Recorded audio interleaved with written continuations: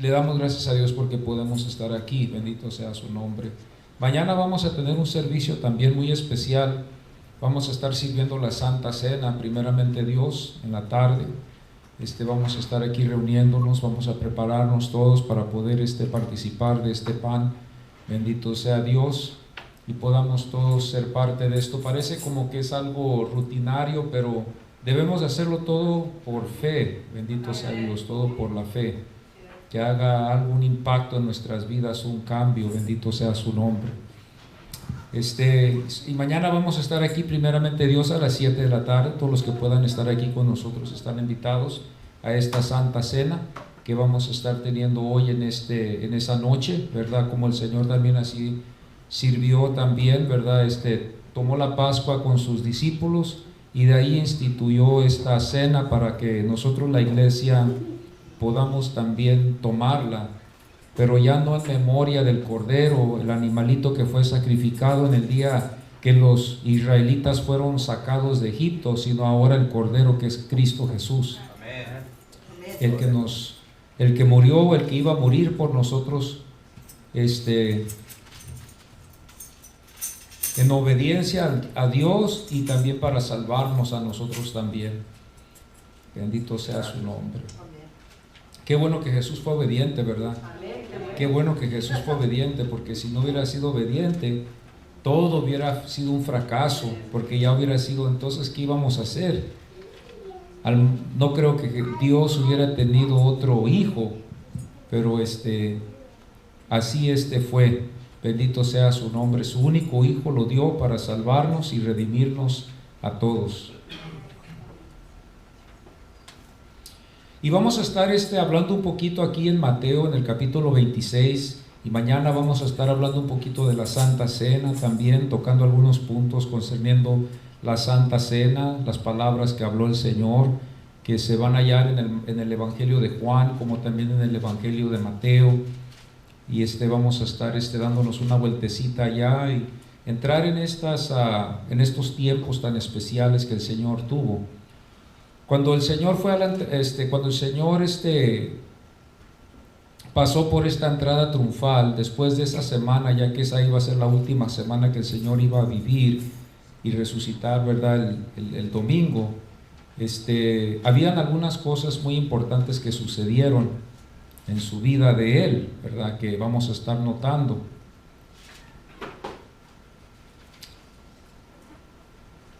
Hubo un gran significado en esta muerte del Señor. Y en el capítulo 26, del versículo 1 al 5, ya hablé una vez concerniendo, ¿verdad?, este tema, pero estaba yo enfocándome en la maldad del hombre, cómo nuestra maldad está tan profundizada dentro de nosotros, a lo más profundo. Pero ahora no vamos a tocar eso, ahora vamos a reflexionar. Tuvo lugar la maldad también para traer esto a acontecer, pero no quiero enfocar yo en la maldad hoy en este momento, sino quiero yo enfocar de que algo se tuvo que cumplir.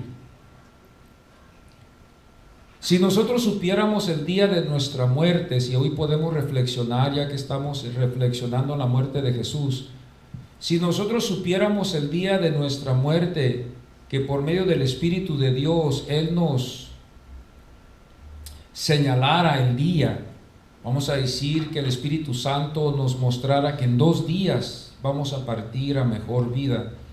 Como algunos han dicho, hay algunos siervos, ¿verdad?, que Dios les enseña al Señor, ¿verdad?, dependiendo qué tan cerca están al Señor. Algunos han dicho, ¿verdad?, que el Señor les indica qué día ellos van a pasar a mejor vida y empiezan ellos a hacer los preparativos para que todo esté en orden. Yo no sé cómo reaccionáramos aquí nosotros si Dios nos revelara que nos quedan 2 días solamente de vivir, o una semana, si supiéramos que en una semana nos quedaría vivir y que íbamos a morir y experimentar la muerte. Es fácil decirlo, pero ya cuando el Señor nos dice que tenemos 2 días de vivir, yo digo, ¿qué haríamos nosotros sabiendo que nomás tenemos 2 días? ¿Verdad? Que tuviéramos nomás solamente 2 días. Quizás algunos íbamos a querer pasarla con nuestra familia, íbamos a querer pasarla con nuestra familia muy cercana, íbamos a querer pasarla con la familia que está también un poco lejana también, que quizás no hemos visto por un tiempo y que quizás ya no los vamos a ver jamás, ¿verdad? Y íbamos a querer estar siempre con ellos en esos 2 días y quizás cenar con ellos, almorzar con ellos y desayunar con ellos, y ya cuando sentimos que ya la muerte está para llegar, queremos que nuestra familia, los más cercanos, que si es nuestros hijos, nuestra esposa, si está en vida, esté cerca de nosotros, y que nos acompañe en esos últimos momentos, ¿verdad? Que estamos aquí, los últimos segundos. Yo creo que todos así lo desearíamos. Desearíamos comer una comida de la que nunca hemos probado. Y yo quiero comparar esto, como vamos a suponer en las películas, hemos visto a veces cuando los crímenes cometen un crimen, los criminales cometen un crimen y están sentenciados a la muerte, les dicen allá los sheriffs de ahí, les dicen a ellos de la ciudad, del barrio ahí, les dicen a los criminales, les dicen, tienes nomás un deseo que cumplir en esto antes de morir, y ¿qué es lo que quieres? Un cigarro, una cerveza, un pedazo de carne, ¿a quién quieres ver? ¿Quieres confesarte para prepararte a entrar a la eternidad? ¿Qué es lo que quieres? Es el último deseo que se le da al que ya va para morir, el que lo van a matar. Y nos damos nosotros cuenta, ¿verdad?, que muchas de las veces ellos dicen, pues dame un cigarro, es lo único que yo pido, dame un cigarro, es todo lo que yo pido. Algunos dicen, dame una cerveza fría, la quiero fría y la quiero de esta clase de cerveza, ya que va a ser mi última. Quizás algunos dicen, pues tráeme a mi mamá, quiero ver a mi mamá que está todavía en vida, o quiero ver a mi novia, o quiero ver a mi esposa, ¿verdad?, por última vez. No está aquí cerca y por favor pido que la traigan porque ya voy a partir a mejor vida. Y se le cumple ese deseo, ¿verdad? Ya que ese es el último deseo que se le va a cumplir, ya no va a tener más.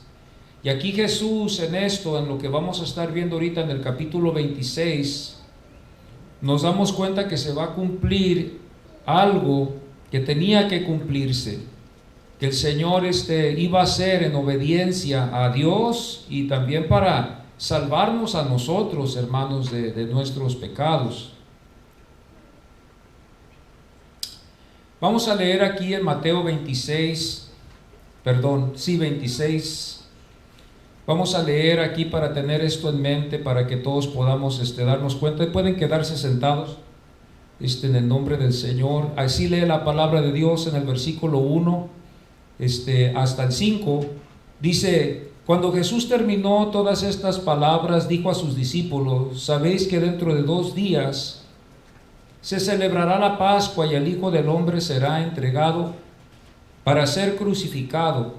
Entonces los principales sacerdotes y los ancianos del pueblo se reunieron en el patio del sumo sacerdote llamado Caifás, y tramaron entre ellos prender a Jesús con engaño y matarle. Pero decía: no durante la fiesta, para que no haya un tumulto en el pueblo. Amén.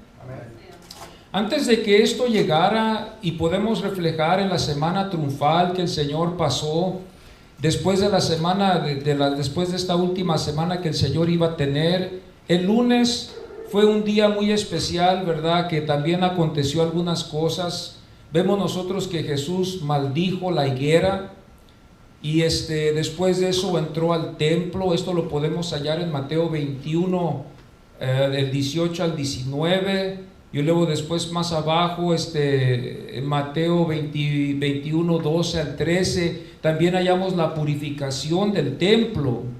La purificación del templo lo hallamos. Y esto aconteció en esa orden. Primero el Señor se levantó de mañana y buscó algo de almorzar, algo de desayunar, porque tenía el Señor hambre, y fue buscando en un lugar donde se hallaban muchas higueras. Y cuando el Señor fue allí, en esas higueras, el Señor no halló fruto. Y el Señor al instante maldijo esa higuera también representa a la nación de Israel.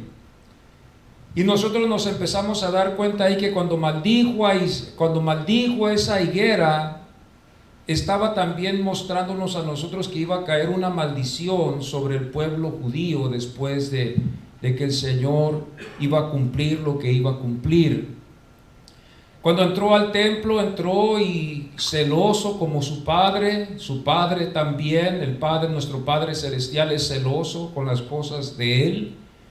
Es un Dios que muchas veces nosotros lo podemos confundir, que es un Dios pasivo, que es un Dios calmado, que es un Dios que no está activo.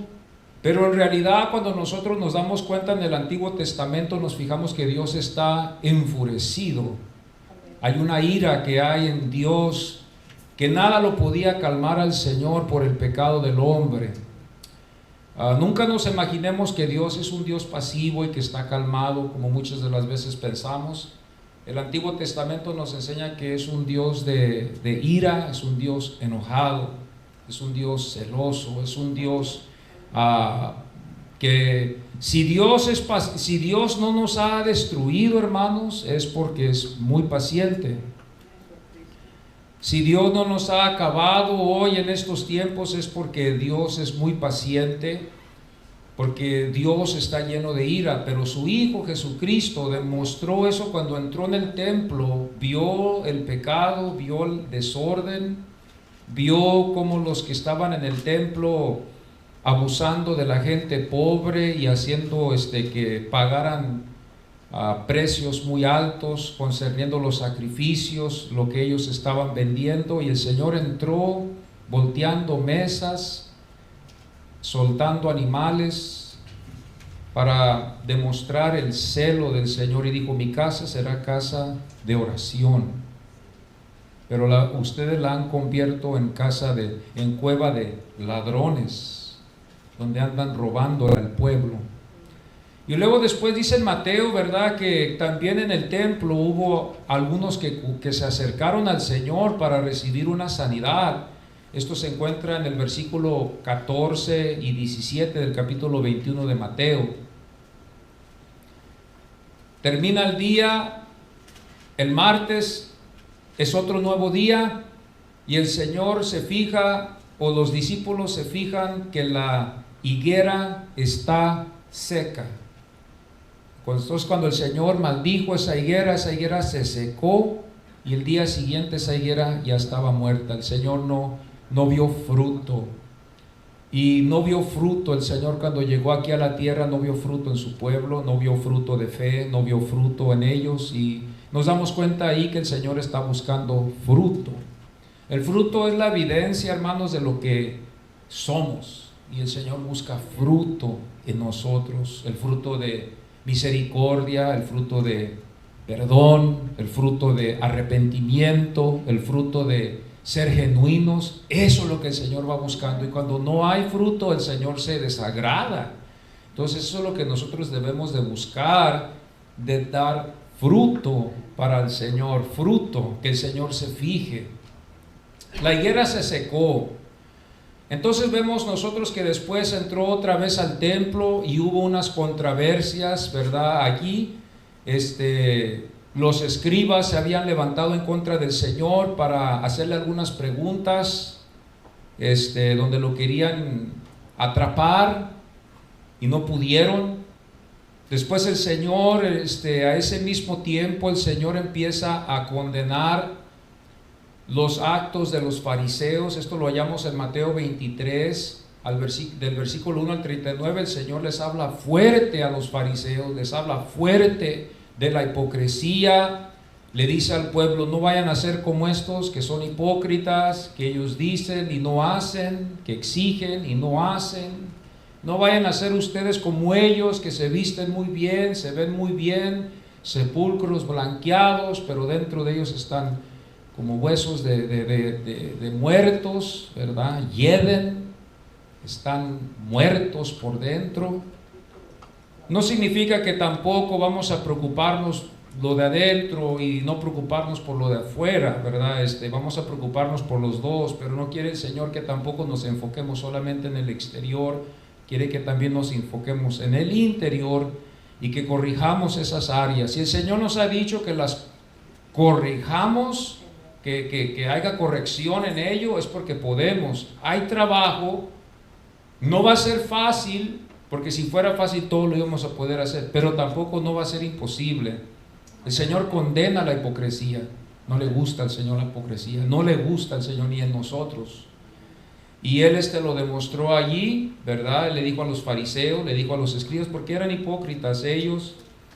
Después el Señor se fija en una viuda en Marcos 12, 41, 40. Después de eso, Mateo no relata esto, pero Marcos lo relata y lo demuestra, de que hubo una viuda que llegó y dio todo su sustento.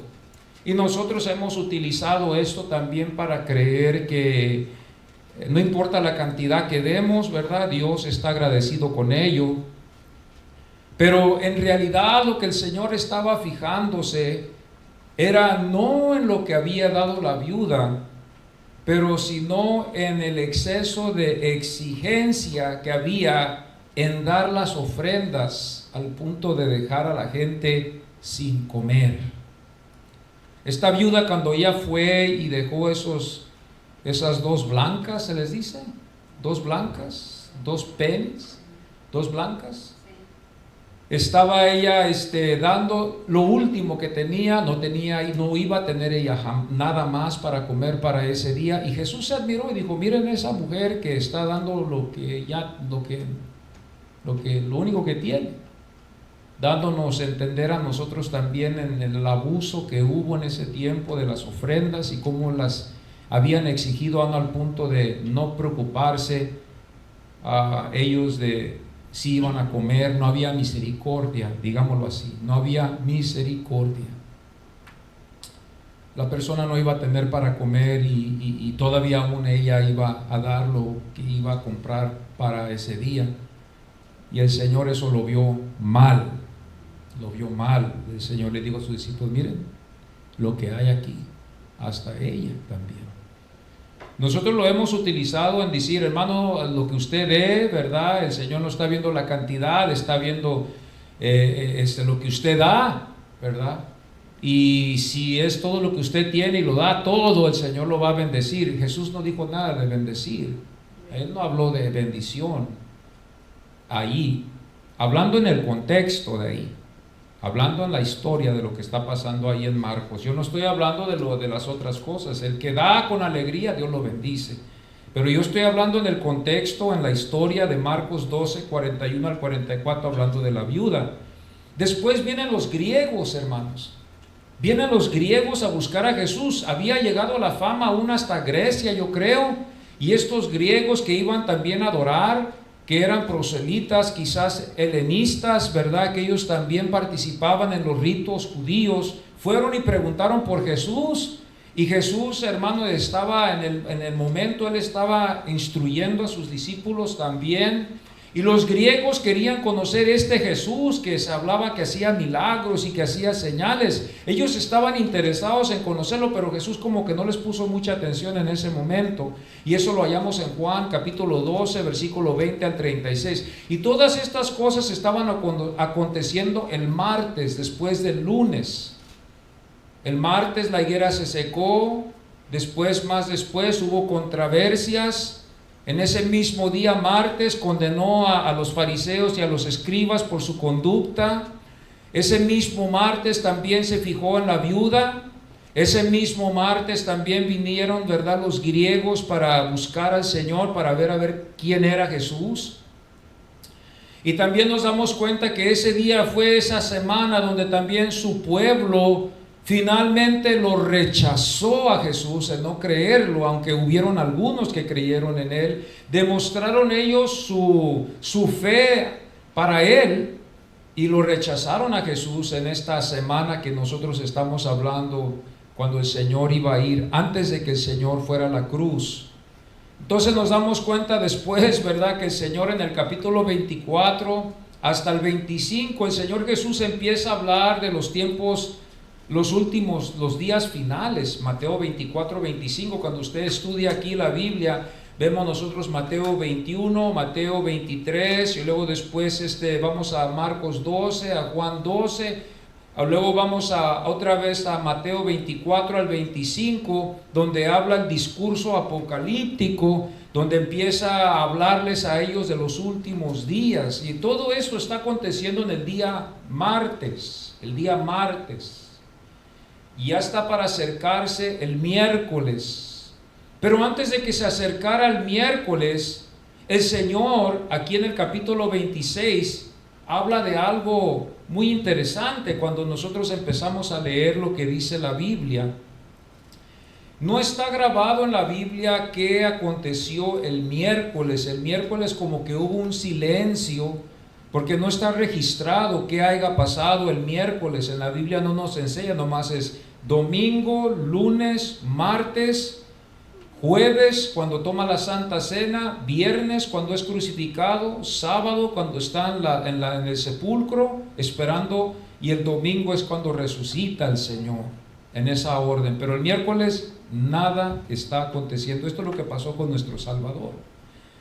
Y dice, cuando Jesús terminó todas estas palabras, dijo a sus discípulos: ¿sabéis que dentro de 2 días se celebrará la Pascua? Yo quiero hablar un poquito concerniendo la Pascua para refrescar nuestras mentes. ¿Qué significa la Pascua, verdad? La Biblia nos muestra, ¿verdad? Y esto es algo muy interesante cuando nosotros nos fijamos, ¿verdad? En el versículo 1 dice, cuando Jesús terminó todas estas palabras, y yo hago una pregunta, ¿qué palabras? La Biblia nos muestra en el capítulo 21, versículo 23, las controversias, ¿verdad?, que hubieron. Después vemos la condenación de los fariseos, la ofrenda de la viuda, la visita de los griegos, el rechazo de los judíos y el discurso apocalíptico. Yo leo el versículo 2 y sabéis que dentro de 2 días se celebra la Pascua. A esto quiero llegar yo. La Pascua estaba para llegar. ¿Qué fue la Pascua? Yo hago la pregunta para refrescar nuestras mentes. La Pascua fue una de las 3 fiestas anuales que se llevaba a cabo en Jerusalén. Había 3 fiestas, amados hermanos, que ellos hacían. Y de esas 3 fiestas, el varón tenía que presentarse, no la mujer, el varón. Yo creo con todo mi corazón que Dios estaba interesado en restaurar al hombre más que a la mujer. ¿Por qué? Porque el hombre para Dios es el que le dio todo el dominio sobre toda la tierra. Y la cabeza del hogar es el hombre, no la mujer. Entonces yo creo que cuando Dios vino a salvar, y vino a salvar, aunque los dos recibimos igual, Dios estaba más interesado en salvar al hombre que primero salvar a la mujer. Porque sabía que el hombre iba a ser la cabeza, el hombre era el que iba a gobernar, el hombre es el que iba a llevar a la familia a la iglesia. Fíjese, esa es la orden que Dios le había dejado a los judíos, a que los padres instruyeran a sus hijos y a una cierta edad que ellos también pudieran participar de las enseñanzas. Deuteronomio 16:16 dice, 3 veces al año se presentarán todos tus varones delante del Señor tu Dios, y en el lugar que Él escoja. Y luego más después dice, y no se presentarán con las manos vacías delante del Señor. 3 fiestas muy especiales. Y estas fiestas iban a ser los panes sin levadura, el Pentecostés, que se le llama la siega, ¿verdad? Los tabernáculos. Estos eran fiestas muy especiales. Y la Pascua también era una fiesta que ellos tenían que también celebrar en memoria de lo que el Señor Dios, lo que Dios había hecho por ellos. Por eso tiene sentido que nosotros en la iglesia también celebramos la Santa Cena, y es una ordenanza de todos los cristianos que celebremos la Santa Cena. Si somos cristianos, debemos de siempre preocuparnos de servir, de estar en la Santa Cena en reflexión a nuestro Salvador. No es nomás ser cristiano, no es solamente vivir la vida como yo lo quiero.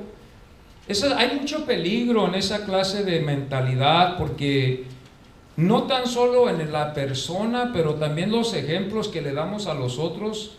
Podemos también desviar a gente también en pensar que está bien de no participar en la Santa Cena, olvidando de que hay gente que nos está viendo, y damos un mal ejemplo al otro y el otro y el otro, y seguimos, y por eso estamos a veces en una situación tan dura, porque no tan solamente personalmente afecta a la persona que lo hace, pero también es el ejemplo que le da la otra persona, y la otra persona le da al otro ejemplo, y seguimos en ejemplos aquí. Es muy importante que el ejemplo bueno empiece de mí, y luego después de que ustedes lo sigan. Por eso Pablo le dijo a los hermanos: sed imitadores de mí, que yo soy de Cristo. Amén. La Pascua recordaba y celebraba la protección de Dios que dio a los primogénitos y la liberación del yugo de Egipto. Entonces, cuando ellos ya estaban para salir de Egipto, cuando estaban ellos ahí al ladito de Egipto, el Señor dijo: yo los voy a sacar con mano poderosa, pero yo quiero que ustedes hagan esto y que lo vayan a celebrar siempre en memoria de lo que yo voy a hacer hoy. Y les dijo: ustedes tienen que hacer esto con el cordero, tienen que comérselo todo ese día, y tienen que comérselo con hierbas amargas, y la sangre del cordero lo tienen que poner o pintar en los posteles de la puerta. Eso es lo que ellos hacían en memoria, para recordarse siempre, como somos olvidadizos. La Pascua, lo que hacían ellos era que asaban el cordero. Cuando los discípulos fueron con Jesús, voy a explicarles así más mejor. El Señor les dijo: hey, vayan a preparar la Pascua. Ok, están bien. Fueron a buscar un lugar. Pero el cordero, ¿dónde lo hallaron? ¿Qué pasó? ¿Dónde tuvieron que ir? Ellos tuvieron que ir a un lugar donde estaba un cordero vivo, que ellos 12, ese corderito iba a representarlos a ellos en ese sacrificio que ellos tenían que hacer. Entonces, el corderito lo compraban los discípulos y lo llevaban al templo y esperaban en línea, lo degollaban, y esa sangre lo ponían en un plato y la ofrecían ante Dios por los pecados de los 12. Ahí los 12 eran memoria de Dios, ahí los 12 se incluían. Había un número donde Dios aceptaba. El que era pobre se podía unir con una familia. El que era familia grande, pues toda esa familia grande celebraban eso. Entonces, ya después de que llevaban el cordero y lo degollaban, lo mataban, la sangre de ellos lo llevaban y lo llevaban delante de Dios, lo que sea. Entonces, ya después ese corderito se les daba a ellos para atrás, y ahí es donde ellos lo asaban. Llegaban ellos a la casa y asaban ese corderito. Quizás se lo daban ya en pedazos, ya nomás ellos estaban para asarlos. Y lo asaban allá afuera el cordero, lo asaban bien, y luego ya después de asarlo, llegaba la tarde y se sentaban todos con el cordero enfrente de ellos, con las hierbas amargas, con el vino y con todo lo que ellos tenían, y empezaban ellos su rito. Tenían un rito los judíos que ellos tenían que seguir, los pasos. Comían, pero no era como nosotros, que nos sentamos a comer. Vamos a comer, agarra carne, agarra eso, agarra... Todo era con una orden, como la Santa Cena. El pan simboliza el cuerpo de Cristo, comamos todos y lo comemos. Y estamos reflejando, pensando en lo que el Señor pasó. Después está la copa, este es el vino, bebamos todos y bebamos. Así es como lo hacían ellos, pero con las hierbas, el cordero, el vino, el pan sin levadura. Había 7 días de pan sin levadura. Ese pan era sin levadura y no podía haber levadura en la casa. Nomás la levadura estaba fuera de la casa. Así de tan recia era era exigido de ellos. Y nos damos cuenta, ¿verdad?, que esta era la fiesta de los panes sin levadura, era por 7 días, ¿verdad? Y esto empezaba del 15 al 21 del mes Nisan. Y ese es el mes donde ellos celebraban esto en sus hogares. Ese mes ellos estaban preparándose. El versículo 2 dice: ¿sabéis que dentro de 2 días celebra la Pascua y el Hijo del Hombre será entregado para ser crucificado? La Pascua, los panes sin levadura y el sábado iban delante de ellos. Ustedes saben, por eso hubo una pausa, hermanos, y me voy a adelantar un poquito en esta enseñanza. Cuando iban a celebrarlo, la Pascua, el jueves, ahorita el martes, estamos hablando del martes, el Señor está hablando de su crucifixión, quedan 2 días, miércoles y jueves en la tarde, iban a sentarse todos, iban a todos a comer el cordero, después de todos los pasos que les expliqué, iban a sentarse a comer, el Señor ya sabía que esto iba a llegar. La Pascua y luego después el viernes los panes sin levadura. ¿Y qué creen? El sábado es el día de descanso, es cuando ellos dijeron, bajemos a Cristo de la cruz, nuestro mejor amigo, bajémoslo y llevémoslo a la tumba porque ya llegan las 6 y es el día de descanso.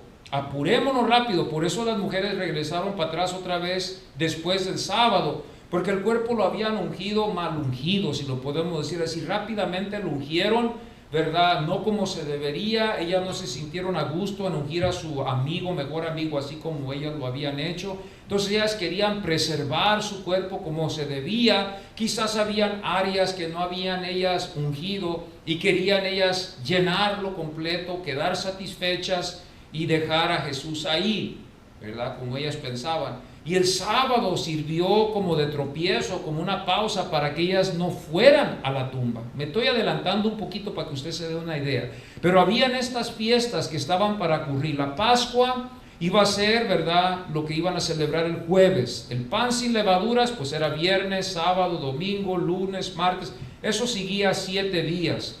El sábado era el día de descanso. Entonces estas cosas iban a acontecer y parece que iban a servir de tropiezo y exigir atención para no ponerle atención a lo que Jesús iba a hacer. La Pascua, los panes sin levadura, el sábado iban delante de ellos. El día después de la Pascua eran los panes sin levadura, que era por 7 días. Aún el sábado, que fue el día de descanso, por ley, era ese día también de panes sin levaduras. Y aquí es donde Jesús dice en el versículo 2, el Hijo del Hombre será entregado. Jesús iba a ser entregado por uno de los suyos, que iba a ser Judas. Judas Iscariote, que puede significar el falso, el asesino, el tintorero. Eso es lo que significa su nombre, Iscariote. Iscariote podía haber significado un falso. No nos admiremos de falsedades en la iglesia, porque lo va a haber. Si allá con Jesús lo hubo, Jesús ya lo sabía y sabía quién era. A Jesús no lo iban a engañar y Judas no lo engañó. Dijo, dentro de ustedes aquí está un diablo, dice, aquí yo sé que hay uno que me va a traicionar de seguro. Y era Judas. Pero Judas quizás pensaba que Jesús no sabía. Jesús ya sabía quién era. El 2 dice, entregado para ser crucificado. Esta palabra, ¿se acuerdan ustedes el domingo que yo les dije que para poder nosotros entenderla mejor es como decir la silla eléctrica? Si Jesús le dijera a usted, el que quiere venir en pos de mí, siéntese en la silla eléctrica, ¿usted estaría dispuesto a hacerlo? Estaba yo oyendo una vez un pastor, ¿verdad?, que estaba hablando, y tiene sentido, yo estoy de acuerdo con esto, de que muchas de las veces nosotros pensamos que esta nación está acristianada tanto, y que está súper bendecida, y quizás usted puede decirlo así, está bien, pero no ha habido persecución aquí en la nación de los Estados Unidos, por eso hay mucho cristiano.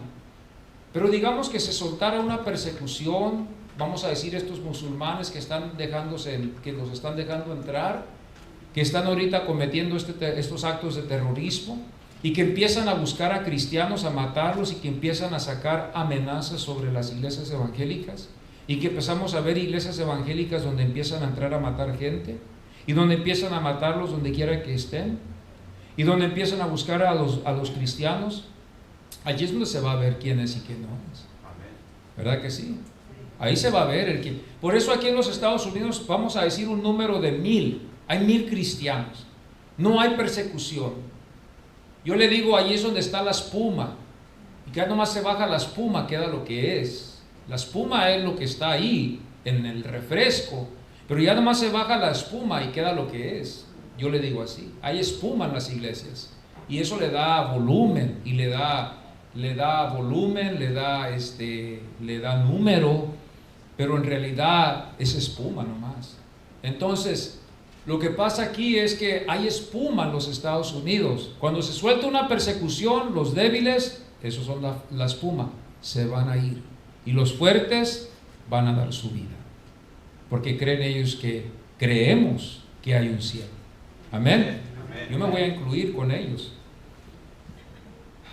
Judas Iscariote significaba el falso. No nos admiremos de que haya falsos en la iglesia. Hay que tener nomás cuidado. En el versículo 2 dice, entregado para ser crucificado. Jesús ya sabía que él iba a ir a la cruz. Y para que nosotros nos relacionemos en esto, si el Señor nos dijera hoy, el que quiere seguir en pos de mí tiene que sentarse en la silla eléctrica, porque la crucifixión significaba muerte, hermanos. Significaba ser castigado, significaba ser clavado, significaba ser un espectáculo delante de su pueblo, significaba humillación, significaba, hermano, muerte. En ese caso, cuando los discípulos veían las gente crucificada de Jesús, le decía, el que quiera venir en pos de mí, tome su cruz y síganme. ¡Wow! Ellos sabían que eso significaba caminar hacia la muerte. Pero ahí iban los hombres. ¿Por qué? Eso nos demuestra que ellos todavía no estaban muy despiertos, todavía estaban medios modorros. Todavía estaban ellos, está bien, vamos. Ellos no estaban conscientes totalmente, hasta ya después, y ya después es cuando ellos actuaron como deberían. Estaban modorros espiritualmente hablando. Estaban apenas despertando, apenas estaban abriendo los ojos, quitándose las lagañas ellos. ¿Qué significa crucificado o crucifixión? Un estaque, una viga vertical y secundariamente estaca utilizada como instrumento de castigo y de ejecución. Se colgaba cadáveres en los árboles como advertencia. En el antiguo siempre usaban ejemplos. Tú te portas mal, mira, te va a ir como ese. En los antiguos tiempos así era. Yo me acuerdo todavía en mi tiempo también, cuando yo era pequeño, también me decían así, mira, si tú te portas mal, así te va a ir a ti. Y ay, Señor, yo no quiero hacer. Ahora, hermanos, estamos viviendo en una sociedad donde a nadie se le puede decir nada, no puedes hablar nada, no puedes decir nada. La iglesia está considerada como una iglesia mala, una iglesia que no tiene sentimientos, que no tiene compasión, y por eso hay muchas iglesias que están cambiando su doctrina a conformarse a lo del mundo y a ser más compasivos y de expresar una compasión que no es ni bíblica, es una compasión carnal. Pero así estamos llegando a tiempos donde la iglesia está cambiando demasiado. Ya no se puede hablar del pecado porque alguien se ofende, ya no se puede hablar en contra del adulterio porque los adúlteros que hay en la iglesia se van a ir. Ya no se puede hablar de la fornicación porque hay algunos aquí que andan cometiendo fornicación. Ya no se puede hablar del homosexualismo porque hay 3, 4 que andan ahí con eso. Ya no se puede hablar de los ladrones porque hay ladrones. Ya no se puede hablar de la mentira porque hay mentira. Y cuidado que tú digas que hay un mentiroso, porque tú ya estás criticando, ya estás juzgando, y no debes de hacer eso. Pero en el antiguo así era. En Deuteronomio 21, el versículo 22 y 23, nosotros vamos a hallar ejemplos. Josué 10, 26 también nos demuestra también que utilizaban de colgar a los presos, a los que ellos consideraban que ellos merecían la pena de muerte. ¿Qué significa la cruz? Se consideraba una persona maldita. Los que colgaban en una cruz se consideraba maldita. Gálatas 3:13 dice, maldito todo el que cuelga de un madero. Esto es lo que Jesús sabía y que tenía que pasar. Era símbolo de humillación y muerte. Hechos 5:30 dice, ¿quién vosotros habéis matado? Hechos 10:39 dice, colgándole en una cruz. Hechos 13:29 dice, le bajaron de la cruz. Estamos hablando de un símbolo de humillación, de muerte. Primera de Pedro 2:24, como discípulo y después apóstol, él mismo llevó nuestros pecados en su cuerpo sobre la cruz. Este era el mensaje de los apóstoles. Mateo 26:13, entonces los principales sacerdotes y los ancianos del pueblo se reunieron. ¿Para qué? Se reunieron ellos para ver qué iban a hacer con Jesús. Juan 11, versículo 47, al 51, en el Evangelio de Juan, nos enseña un poquito qué hicieron estos hombres. Cuando usted va al Evangelio de Juan, le va a dar lo que Mateo no le dio ahí a usted. Juan 11, 47, 51 le va a mostrar lo que ellos hablaron, lo que ellos estaban pensando, el plan que ellos iban a llevar a cabo. Dice el versículo 47, convocaron un concilio. Estos eran los sumos sacerdotes, eran los ancianos, eran los hombres que eran religiosos que buscaban matar a Jesús. ¿Quién fue este concilio? El concilio se trataba de el Sanedrín. Fue el grupo que juzgó al Señor, el Sanedrín. Marcos 14, 55 dice contra Jesús para darle muerte. Estos hombres, como dije una vez, eran malvados y estaban ellos enojados, enfurecidos con Jesús porque para ellos estaba trastornando a todos los judíos. Él no estaba hablando bien. Mateo 26, 59 dice contra Jesús con el fin de darle muerte. A veces nosotros como predicadores y aportadores de la palabra del Señor nos vamos a sentir solos y vamos a sufrir como Jesús sufrió. El predicador que predica la palabra de Dios y aún hasta el pastor se va a sentir solo. ¿Por qué? Porque vas a predicar la justicia y la gente se te va a echar encima. Amén. Cuando tú predicas la verdad, la gente se enoja. La gente ya se distancia, la gente ya no quiere hablar contigo. Dicen, este ya sabe mucho, este ya me está hablando a mí, me está hablando a mí. Empezamos a sentir eso.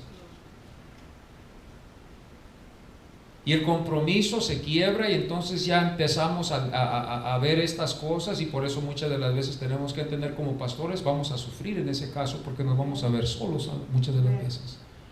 Muchas de las veces los únicos que van a estar cerca de nosotros es los que verdaderamente quieren del Señor. Amén. Y los que no quieren del Señor, esos se alejan. Amén. Porque no quieren que la presencia... Mire, yo le voy a decir algo.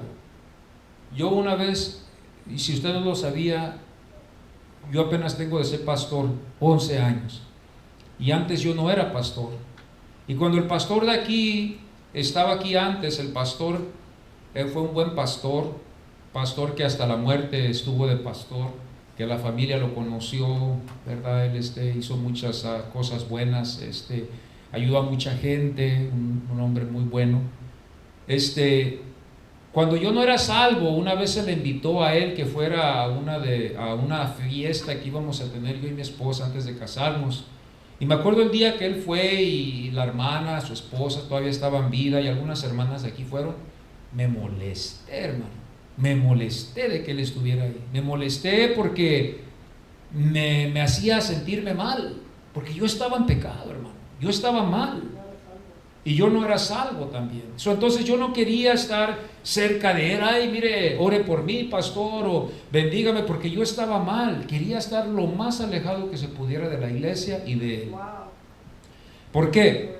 Porque para mí él era como si fuera Jesús. Oraba, leía la Biblia, tenía su congregación, hablaba de la palabra de Dios. Era un hombre que, ¿verdad?, servía al Señor. Para mí era Jesús. Así fue para nosotros. Entonces a mí no me gustaba, ¿verdad?, que él estuviera ahí cuando yo estaba en pecado. Me caía mal. No puedo hablar groserías, no puedo decir cosas que no puedo, ¿verdad? Me molestaba. Y así es con estos hombres, con Jesús. Les molestó, no les gustaba. Eso es lo que pasó y pasa. Este Sanedrín, que era grupo de hombres, ¿verdad?, de sumos sacerdotes, de ancianos, era también un grupo que también siguió a la iglesia, como a Pedro, a Juan y a los otros discípulos. Lo podemos hallar nosotros en Hechos 4:5, Hechos capítulo 4, versículo 5, donde dice: reunieron en Jerusalén sus gobernantes, hablando del concilio del Sanedrín. El versículo 6 más abajito dice: todos los que eran del linaje de los sumos. Entonces eran el Sanedrín. El Sanedrín era un grupo aparte de los sumos sacerdotes, era como una comitiva de hombres que eran fariseos, sumos sacerdotes, escribas, de los que eran muy celosos de las tradiciones, vamos a decirlo así, y de la ley de Moisés. Ellos eran los que hacían las decisiones y el gobierno les había dado a ellos la oportunidad de ejecutar juicios en su pueblo. Esteban fue uno de ellos también, que fue ante el Sanedrín en Hechos 6:12, lo trajeron en presencia del concilio, y todas estas cosas están pasando. El Sanedrín no tan solo mató a Jesús, sino que también mató a algunos apóstoles y les hizo la vida imposible a la iglesia primitiva, ya que la iglesia primitiva había nacido en Jerusalén. Allí es donde la iglesia cristiana había nacido y nació. El Sanedrín odiaba a la iglesia, hermanos. El Sanedrín odiaba a la iglesia, y siempre ha habido un grupo fuera de la iglesia que ha odiado a la iglesia cristiana. ¿Qué significa Sanedrín? Sanedrín significa un consejo o un tribunal, un cuerpo de gobernantes, un cuerpo de gobernantes judíos. Es un consejo, un tribunal. Eso es lo que significa el Sanedrín. Y este Sanedrín no es una palabra judía, sino es una palabra griega que después llegó a ser al latín, y por eso nosotros hallamos esta palabra, el Sanedrín. Pero esa palabra Sanedrín en el original no es hebrea, no es una palabra hebrea.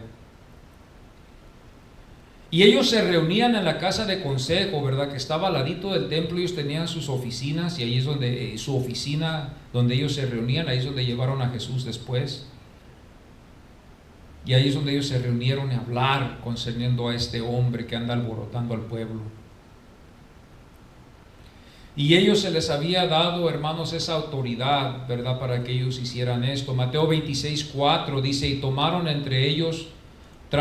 entre ellos prender a Jesús con engaño y matarle. Fíjense, al engaño y matarle. Mateo 12:14 dice: pero cuando los fariseos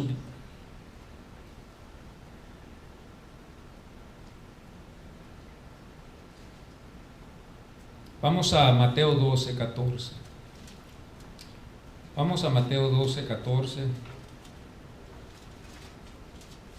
Pero cuando los fariseos salieron, se confabularon contra él para ver cómo podrían destruirle.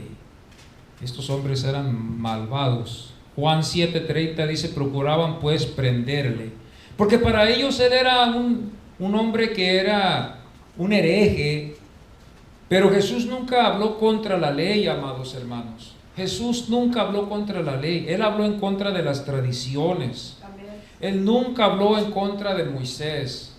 Él habló en contra de las tradiciones de ellos, las exageraciones, lo que ellos exigían. Él nunca habló en contra de Moisés. Y para ellos, las ordenanzas que se les había dado por los ancianos, los antepasados, para ellos era como la ley. Y la ley de Moisés la habían hecho tan sagrada, como en algunas iglesias, como la Biblia, la hicieron tan sagrada que la llevaban, la abrían, la leían, pero no estudiaban en ella, o no estudian algunas iglesias en ella. No la estudian.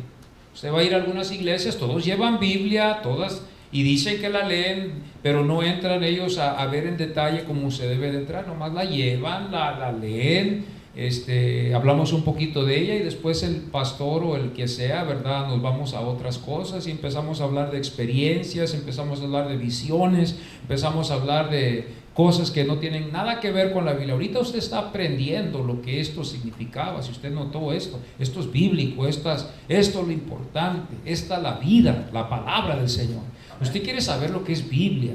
Lo que no tiene, hermano, lo que no es concreto, lo espiritual, que yo veo, que yo hago, que yo digo, que esto, que el otro, que no está en la Biblia, hermano, es pura basura. Es basura. Lo que es verdad es lo que está en la Biblia. Cuando empezamos a aprender a interpretar la Biblia, nos da el mensaje de lo que quiere decir y nos ayuda. Las experiencias no valen aquí. Lo que vale es la Biblia, la palabra de Dios.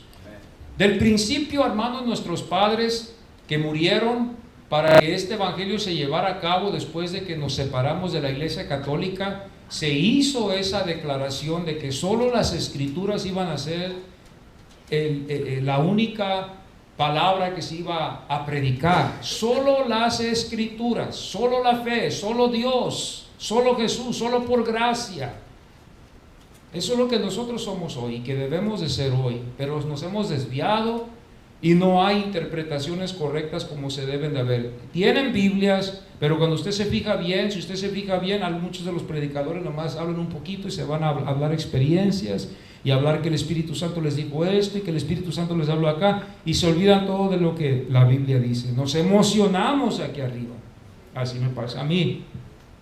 Juan 7:30 dice: procuraban pues prenderle. El versículo 44 dice: algunos de ellos querían prenderle, pero nadie le echó mano, dice en Juan 7:44.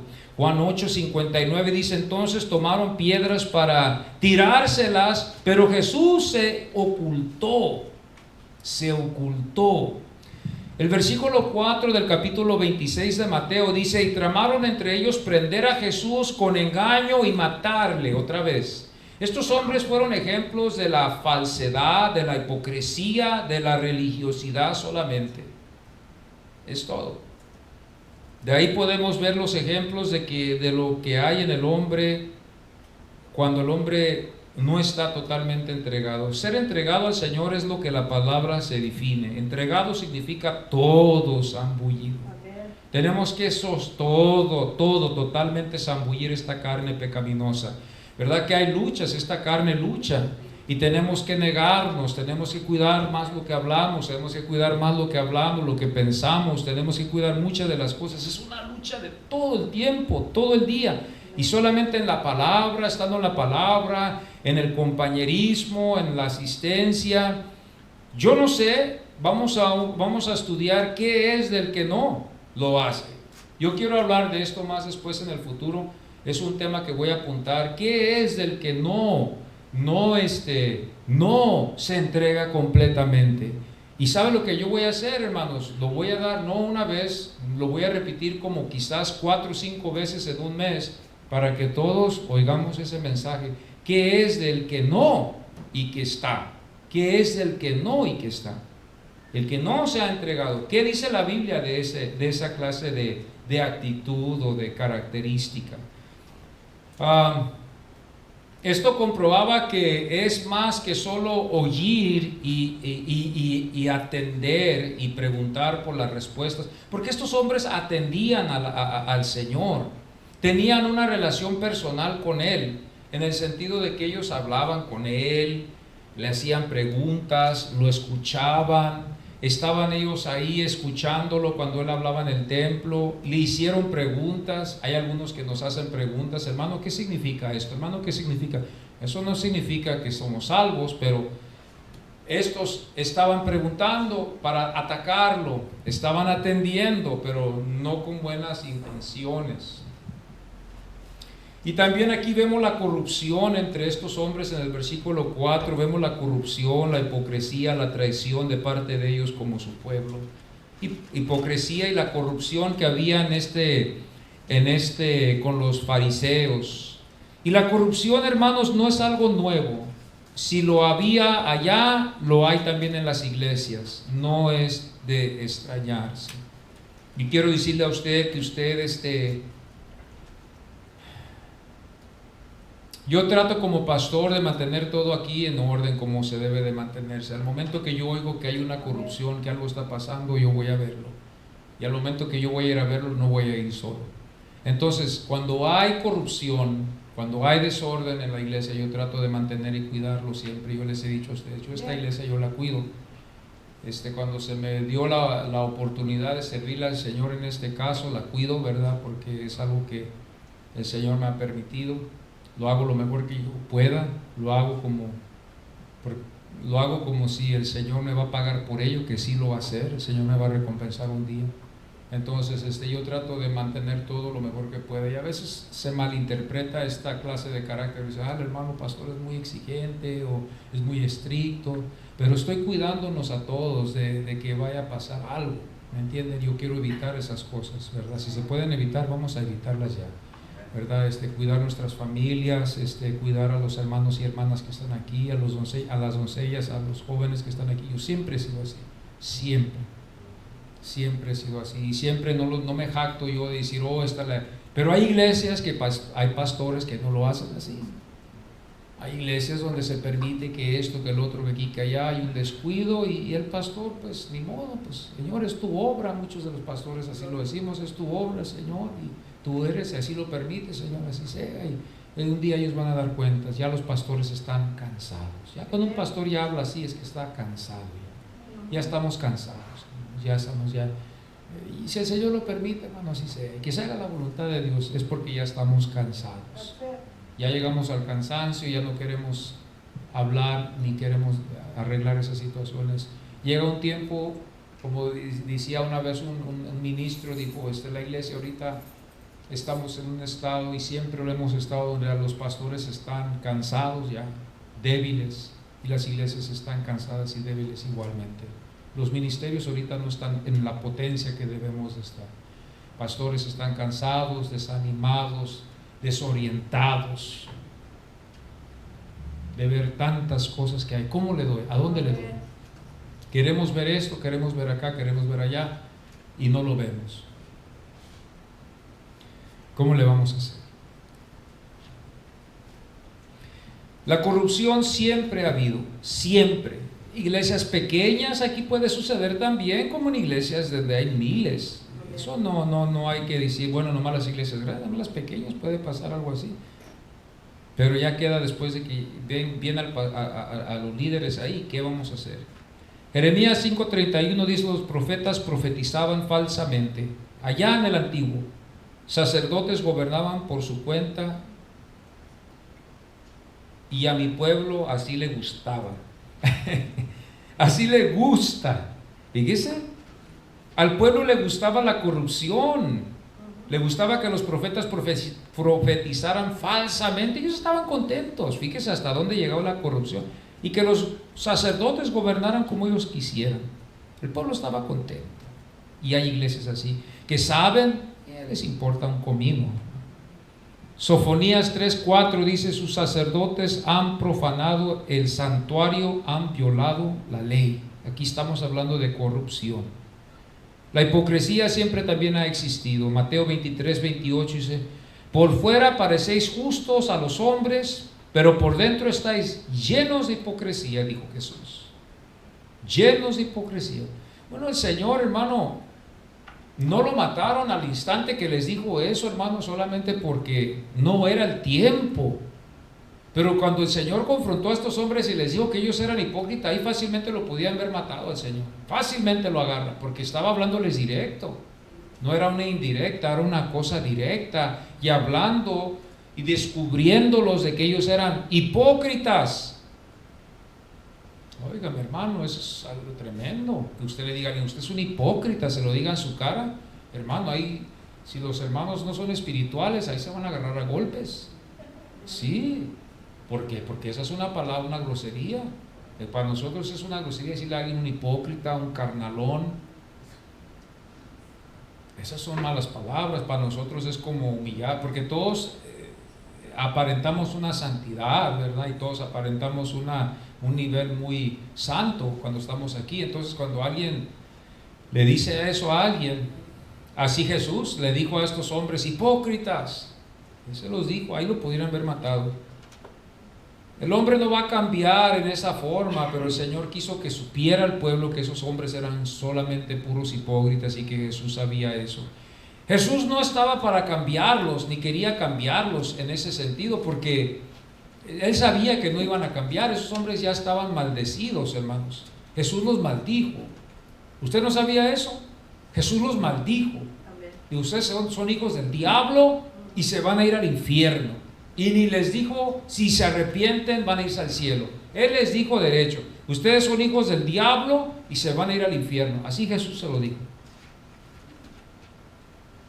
Ni les dejó una esperanza ninguna a esos hombres, porque Él sabía que ellos no iban a cambiar. Y sabía que ellos... Entonces, si usted piensa que estos hombres están en el cielo, estamos equivocados. Si usted piensa que Judas está en el cielo, está equivocado. Hay ministros que dicen que quizás él estuvo en el cielo. No, él no estuvo en el cielo. Él está en el infierno, porque él traicionó al Hijo de Dios y cometió un pecado. Y Jesús levantó la sentencia cuando Jesús estaba en la mesa y dijo: ay de ese hombre, mejor le hubiera sido que nunca hubiera nacido. Mejor Mejor que hubieras muerto. Mejor que no hubieras llegado a conocerme, le dijo el Señor, porque te va a ir mal para siempre. El Señor sabía ya, le digo, en la eternidad. En la eternidad estamos hablando, hermanos, si el Señor nos lanza al infierno, estamos hablando nosotros de un sinfín de tortura y de tormento. Eso me asusta a mí. Imagínese usted que el Señor haga su decisión y diga, no, tú no calificaste para ser. Yo quiero ser como el Señor quiere que yo sea. Yo quiero y trabajo mi vida y lucho. Y usted lucha también, quizás. Sí trata. Si no trata usted, pues yo sé que no. Pero los que estamos tratando, leemos la Biblia, estudiamos, oramos, luchamos. Estamos puliendo la vida y a saber en 3 años cómo va a ser. Yo lo que hago es darme al Señor. Oímos a veces malas noticias. Yo le dije hoy a mi mujer, le dije yo a ella, la cosa es de que las cosas del mundo no las debemos amar mucho, le dije yo a ella, porque si las vamos a empezar a amar así como vamos a querer amarlas, vamos a llorar por ello. Yo lloro, le doy gracias a Dios que no tengo posesiones, no tengo, hermano, no tengo. Yo por eso algunos que esto, que el otro, hay pastores que tienen carros antiguos, tienen esto, tienen lo otro,